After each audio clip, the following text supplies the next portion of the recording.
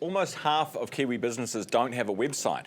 New research out by InternetNZ found the number is even lower for sole traders, just 1 in 4, with more than half of consumers surveyed viewing websites as important for online sales. Why aren't Kiwi businesses using them? Tim Johnson is InternetNZ Customer and Product General Manager, joining us at the desk this morning. Good morning. Good morning. Good to have you on the show. Thank you. Tim, is this just because they're on social media rather than an actual, old school website?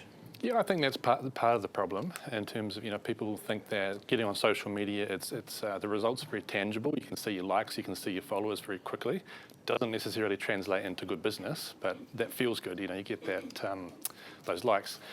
I think one of the more interesting parts of that statistic is that about 63% of businesses see websites as being very important to the success of their own business, but only 47% have them. Why? Cost?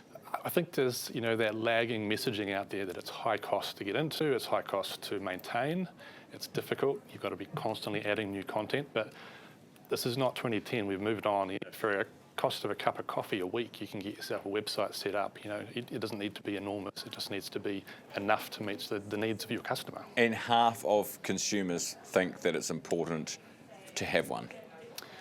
Half of consumers are on websites looking to research your product, your service as to whether they're going to purchase from you.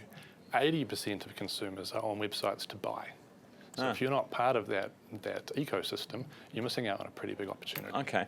Why is InternetNZ interested in this? Is it like, do you care, like, do you have a vested interest here in everyone having a website, or does it matter whether they're all on social media? It's still the internet? I don't know. I'm just curious. Yeah, I mean, the internet community is what we're about. So we think having your domain name is a core thing that we do. So we operate the .nz domain name. So anything ending in .nz is what we run. And we think that domain names are the best way for businesses and consumers in a way to control your online presence. Whereas if you're giving yourself to social media, you don't get to control your asset, your followers. They're not yours. They belong to the platform.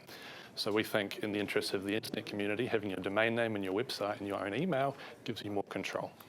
So you have the .nz.co.nz as your thing, your baby? Yeah, anything ending in .nz is our baby. Yeah. Okay. And does that make lots of money? It makes us enough in order to maintain our infrastructure and to serve our internet community. We're a non-profit, so we're not interested in paying out shareholders. We're interested in making sure that we don't come up on the news one day because .nz has an outage. That's our core reason for getting up out of bed, and then to serve our internet community. Interesting stuff. Tim, thanks so much for coming in this morning. Thank you. Great to have you here. That's from InternetNZ Tim Johnson.